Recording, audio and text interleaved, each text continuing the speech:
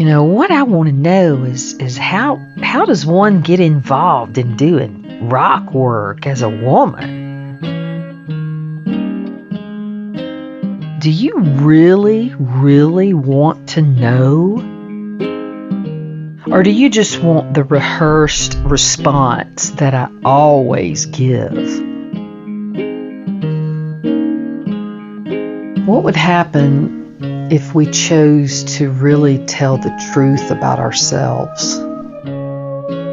Like if we really, really just told the real truth of our lives. I'm not saying that it's true.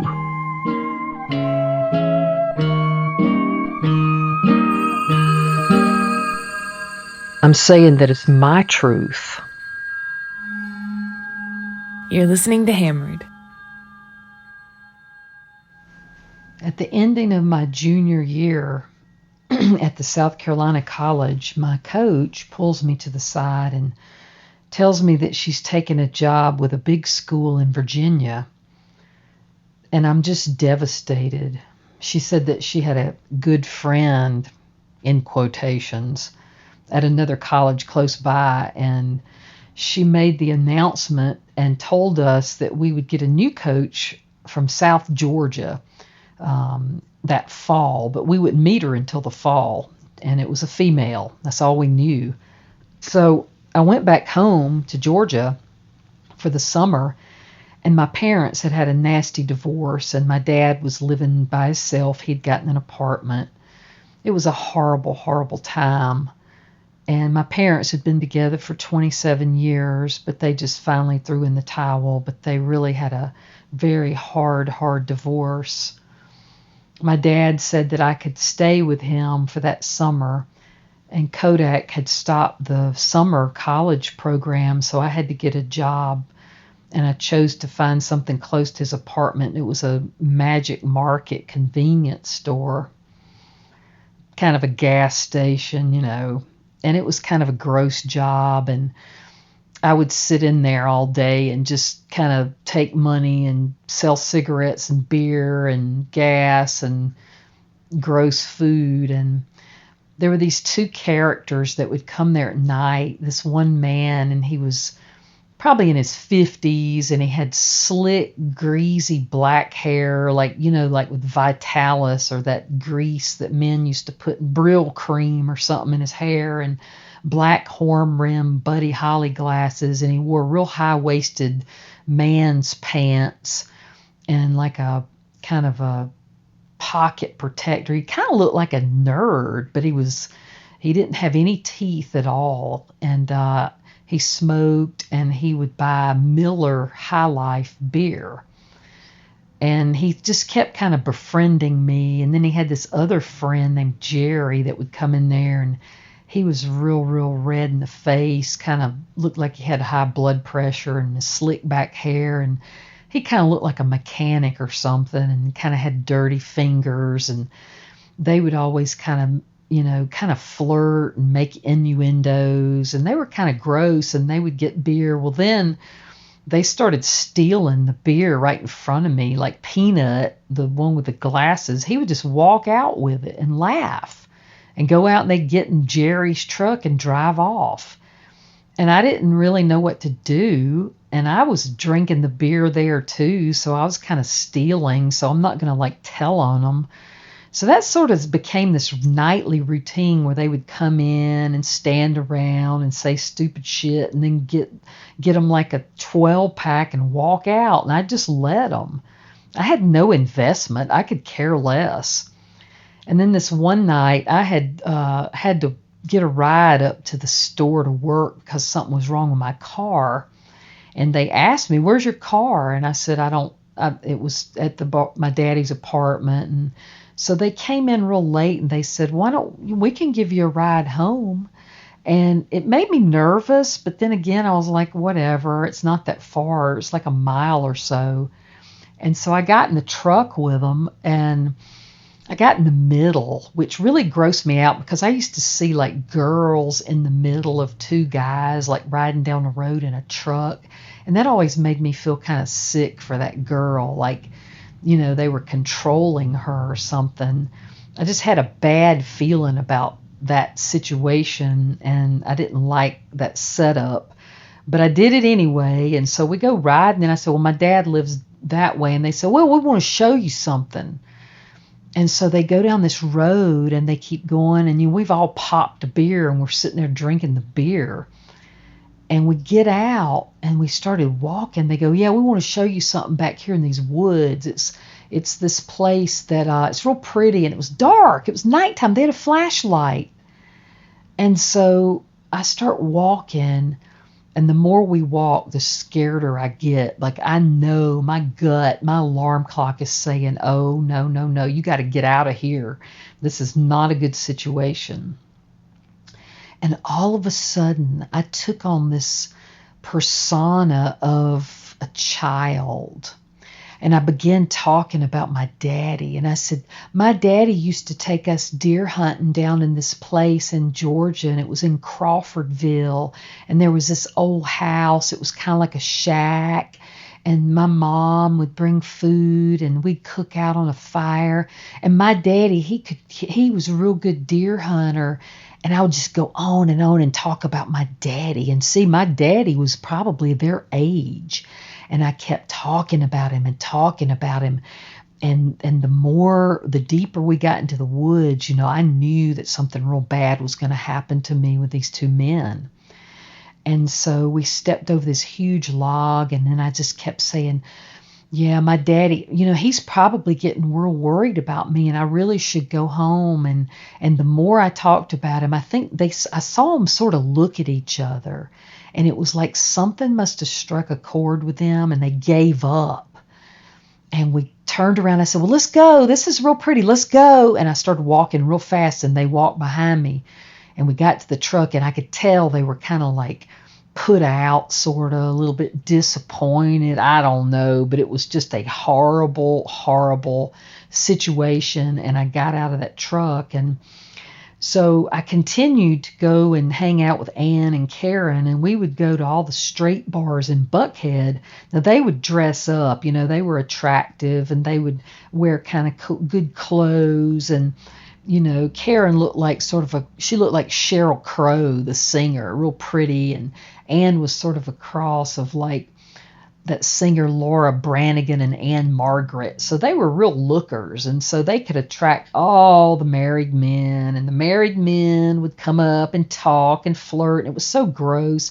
And I would sit there in a pair of army pants and like a flannel shirt or something, and the men wouldn't really pay attention to me because they had them to talk to, but they would buy us rounds and rounds of drinks. And eventually, we would get loaded, and then we would crash at one of their houses, one of their parents' houses, or I would drive home like in a blackout, which was just horrible. So one day I was at the convenience store, and Ann calls me up and says that her stepfather was getting transferred to Houston, and her mom was responsible for this whole move and getting everything organized. And she says, well, my mom will pay you if you'll help us move. Well, this is like a dream come true to me. So I write a note and leave it at Magic Market, and I locked the door, and we had an outside hiding place for the key. So I just hid the key and left a note on the door. Emergency, had to leave, and left that place, went home, packed my stuff, left my daddy a note. Now I know he's going to be really, really excited when he sees this. And then I take off and get in this big yellow Cadillac. It was a light yellow with a white top and white leather interior. And so I'm going to drive the big Cadillac with Ann in the front seat and the step-grandmother in the back seat. And we're driving to Houston, and the mother was in a U-Haul, and so maybe the brother, I don't remember who else was there, but we were driving, and I remember that Fleetwood Mac Live album. It was, I think, recorded in London like around 1980, but the opening song is Monday Morning. And I remember we had the windows open and that song was blasting, and we were burning a cigarette while smoking a joint, and the step-grandmother's in the back seat saying, y'all shouldn't smoke. She was kind of senile, so she really didn't know that we were smoking pot. But I was like in heaven. This was just like my dream come true to, this freedom and getting out, and I'm going somewhere different. And so we get down there, and they've got this brand new house. And so we get the mom, and we get everything set up. And her mom would drink with us, and we were college people, so I guess it's okay. And one night we went to sleep, and the mother put us in her bedroom. She thought we were just friends. And so in the middle of the night, the mother came into the bedroom and must have been sleepwalking and walked into the walk-in closet. And we were both under the covers, and we had no clothes, and I was about to die. I was like, oh my God, if she catches us, we're just completely screwed here. But the mother just kind of turned around a couple of times and then went back out. So that was a real close call, but it was this constant having to pretend like you're just friends with somebody.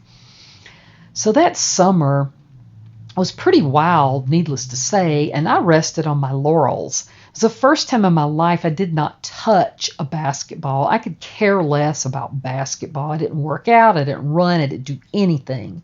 So we go back to school. We all go back, and we meet this new coach. And the first day, she's like, okay, we're going to run 6 miles.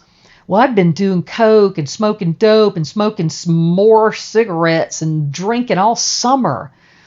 All of us had. And so she was not happy. This woman, she was as butch as it gets, okay? But totally a closet case and fueled with religion and Baptist Bible verses. Oh, no. I couldn't believe it. And that summer, I had camped out for Fleetwood Mac tickets, and the concert was in Atlanta, and it was in late September. And I told Ann, hell or high water, we're going. I don't care how it's going to happen. We're going. And this new coach set a 10 o'clock curfew at night. Well, some of the girls, I think, had overheard us talking about going to this concert and leaving right after practice one afternoon, and the concert was on a weeknight. I think it was like a Wednesday night. And so we got out of there and we took off, and I drove straight to Atlanta from South Carolina, and we went to the concert, and then we came back and turned around after the concert and came back. When we got back, it was probably about 4 o'clock in the morning. And there were huge poster boards on both of our doors of our apartments that said, report to the gym at 6:30 a.m., ready to run. Well, this woman about killed us. She made us run suicide sprints all morning. I mean, it went on and on and on. I had blisters so bad on my feet that they were bleeding. And so this just started the downhill spiral. This woman attempted to just break us down. And anybody that she thought or suspected that was a homosexual was just going to get it. And she would punish us in these practices. And so this one day we were doing Russian layups. And it's just a continual full court layup, and it just wears you out. And it was going on and on and on. And I was standing in line to get ready to go again, and she was standing right behind my head, and she yells, if some people would move their ass. Well, I just stopped, and I turned around, and I looked at her. And I had the basketball under my arm. Well, I dropped the basketball, just dead dropped it in the floor. And I locked eyes with her. And as I kept the eyes on her, I started untying these new Nike leather high tops that we'd gotten that day. And, it was a big deal because Nike had just kind of hit the scene and they were kind of popular. And I just kept untying them and looking at her. And I untied them. I took them off. I held them with my 2 fingers up beside my ear. And I stared at her and I said, I will never do this again. And I dropped those shoes.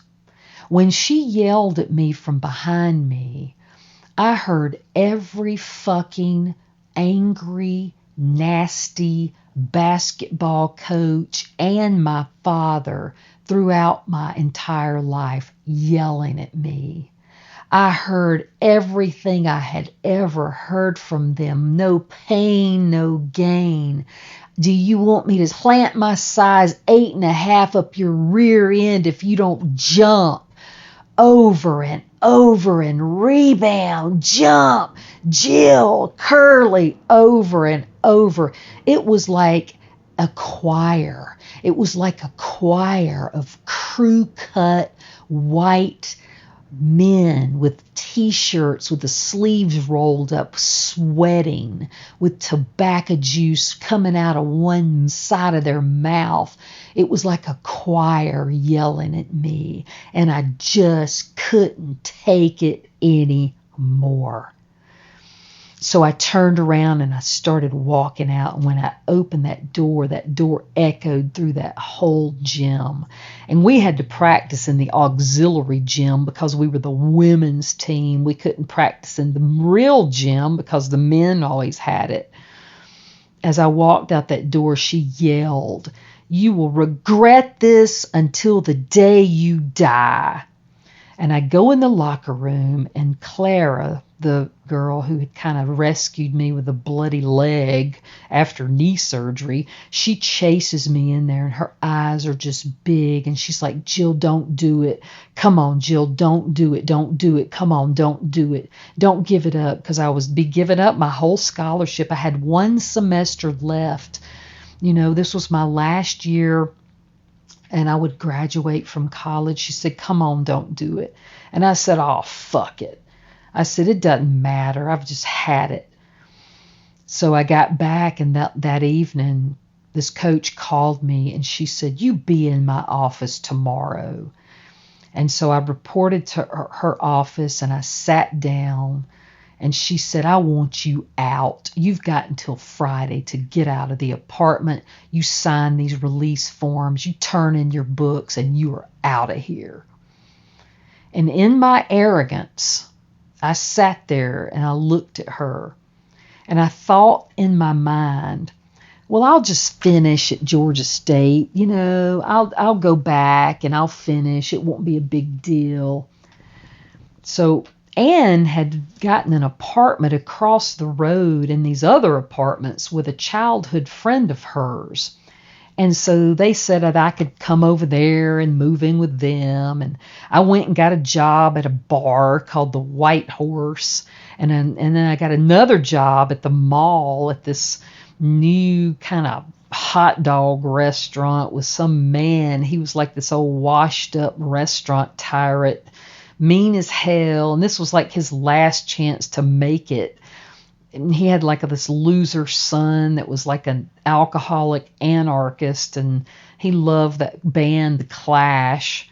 And so he and I would just drink Black Label. That's the cheapest beer you could buy. And we would drink that after work. And this went on for a little while, and I tried to, make it at the bar, but I would like drink people's drinks that they didn't finish I got a job as a bar back at a bar, so that means I just go clean up all the leftover drinks and shit and dishwash. I was doing dishwashing, but I would drink the half pitchers. How do people leave a half a pitcher of beer? I don't understand it, but so I was getting everything I needed there and food and what have you, but we finally gave up and said, let's just move back to Atlanta. And that's when I came back. So one night I came back to the ice cream shop, And I was really disgusted at this point. This was such a routine, and it was very hard to make myself go do it every day. I was completely in a total detachment from that job. I was robotic as I did it. But one night I pulled into the ice cream parking lot, and there was this familiar Toyota Celica Supra with a sunroof, two-tone. And I said, Regina! Oh my God. I ran in, and there she was standing at the window, and I just grabbed her and I hugged her, and Bill was there and he was just beaming, and I was elated. She said, hurry up and turn in your money and come on, let's go, just come with me. And so I turned in my money to Bill, and I went with her and followed her, and we went to Denny's on Jimmy Carter Boulevard. She proceeded to tell me that things had gotten really bad in Tampa, and she'd found out a lot of dirt about the company through Don.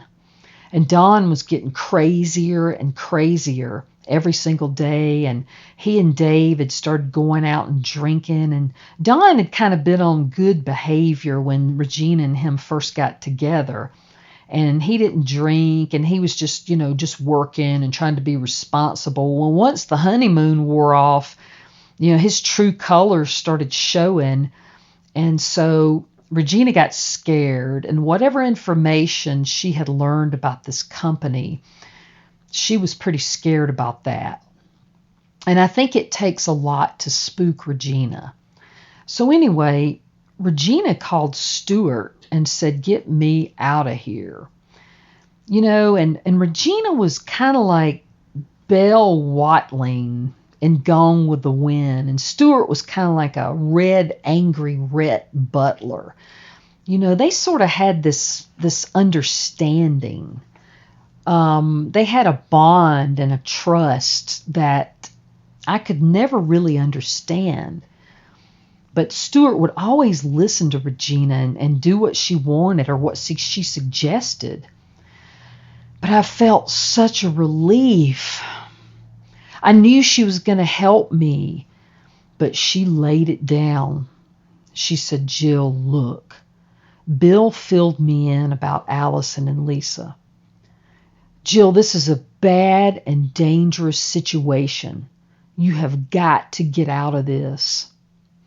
Now, she had been back in Atlanta for months, and she had started out staying at her mother's and would go to Denny's every day and just hang out and smoke cigarettes and read and write. Well, she and the manager, they kind of hit it off, and his name was Tim, and they'd started dating. Well, he was like a clean-cut, kind of younger man, and he looked like Greg Maddux, the pitcher of the Atlanta Braves. And he came up to the table, and she introduced me to him. And, she said, I'm going to move in with him. He's got a really nice townhouse. And she said, he's a real nice guy, Jill. He's an honest guy. She said, maybe you can rent a room from us and maybe get a new job. You have to get away from them, and you have to get away from this company. She said, the shit is going to hit the fan. Well, I paid attention, and I knew she was serious. And I knew for a long, long time that the darkness had taken me over, and I didn't have much left in me to survive this. And so I took it to heart, and the next day I went out, and, Lisa had called me, and the weekend was coming, and she wanted to meet me. And so we had this plan. So I picked her up on my motorcycle, and I always carried this extra helmet.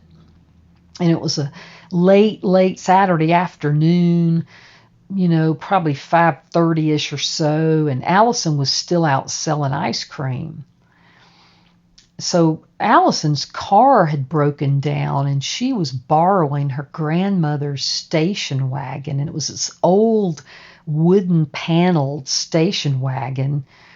She didn't really like driving the ice cream truck, I guess because of her cocaine dealings. I'm not sure. Well, Lisa and I, we decided after we got on my motorcycle, I said, let's go downtown. So we went downtown Atlanta, and we're riding through the streets. And, so we go to a couple of bars and kind of in and out. And we finally make it over to Illusions and Back Street. And these were like mostly gay men bars, but we went in and, early evening, it's not too wild, and we're just kind of drinking, hanging out, talking to people, just sort of having a fun time, and nothing real heavy, and we're getting pretty drunk and pretty buzzed. And so, she's kind of like Cinderella and the pumpkin. We got to get her back before Allison gets back to the apartment, which is usually, like 9:30, 10 o'clock or so. And so it came up 85 on the interstate, and we were about to get off an exit. Well, wouldn't you know, there's a station wagon with the panels, the wooden panels, and we pull up beside it, and Allison looks over and she sees us. And she goes crazy. And she starts screaming, Lisa! Lisa! And Lisa's got her arms around my waist.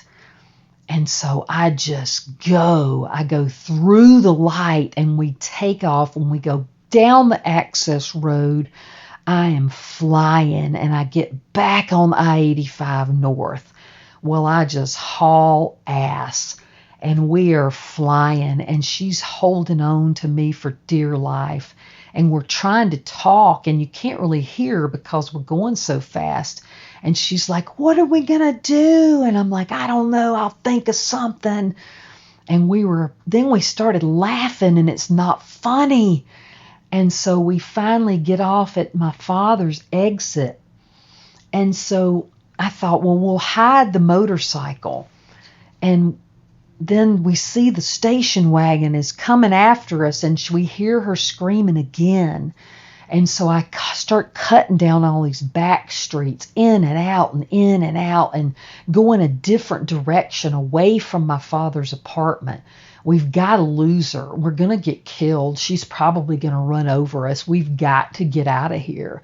And so we must have ridden around for like an hour or so. And finally we turned into my father's apartment complex, and my father just happened to be out of town that weekend. And so I take the motorcycle up into the woods, and we hide the motorcycle into the woods, and we come down and we go into my dad's apartment, lock the doors. We don't turn any lights on. And so we go in and we grab some beers and we're drinking. Well, the next thing you know, one thing leads to another. And now there we are in my father's 4-poster bed. Now, by then, I am psychologically challenged. I'm laying in a bed with a person, with a woman, a young woman, in the same bed where I was probably conceived. This is one huge mind fuck. How can I do the things that I do? How can I be in a situation like this and let this be okay? And all of a sudden, I start having flashes. I start having flashes of my daddy beating the shit out of me with a belt at 3 years old after falling out of the barbershop chair. I start having flashes of basketball games with him screaming at me in the stands. God damn it, Curly, get up. You're not hurt. There's nothing wrong with you. I start having flashes of Dave beating the shit out of me. I start having all these flashes of Tammy and Ann and the wanting and the needing and my mother and anything that could come through this mind. It's free flowing and it's scaring me. And the more it's happening, the crazier I'm becoming. And I'm getting into this person, and all of a sudden there starts a banging and beating on the door. I put my hand over Lisa's mouth. She puts her hand over my mouth, and I'm staring into a ghost. I'm looking into her blue, blue eyes, and I feel like there is nothing there. And this Allison is outside of the door, and she's beating the door, and she's beating the door, and she's screaming at the top of her lungs, I know you're in there, Jill. I know you're in there. Lisa, I'm going to kill you. And it's like unbelievable. It's unbelievable. And then I'm thinking, okay, is she going to bust open the sliding glass door? Like, what the hell's going to happen next? And I just keep my hand over her mouth, and we are just silent. There is silence.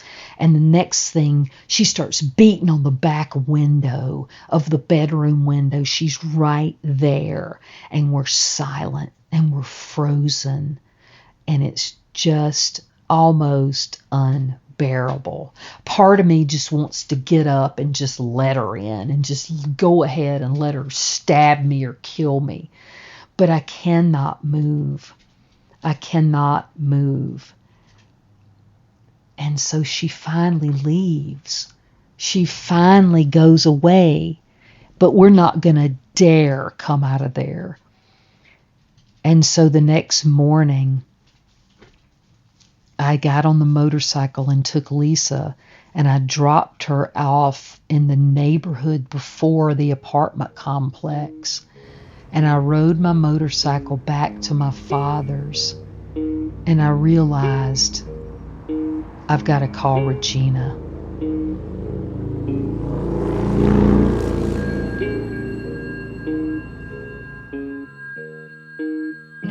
Hammered is recorded and produced in the Blue Ridge Mountains of Asheville, North Carolina. It's narrated by Jill Haynie, produced by Maggie Briggs and Jill Haynie, and with sound design, editing, and music by Alexander Rodriguez. Our beautiful artwork was created by Lauren Caddick, and we'd like to send a special thanks out there to Minnie and Robin. You can check out our website, podcasthammered.com, and follow us on social media for updates.